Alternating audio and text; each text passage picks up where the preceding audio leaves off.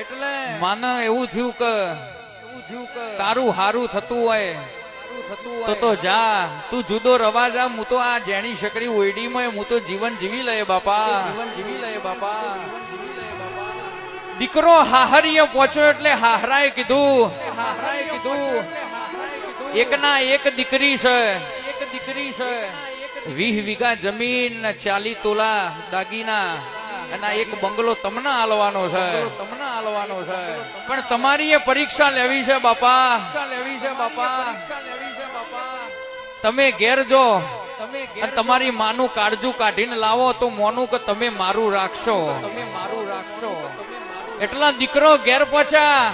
ઘેર પહોંચ્યા. કમલેશભાઈ માં વચલા ઓયડા ઊંઘી હતી, ચક્કુ મારીને માનું કાળજું કાઢી લીધું.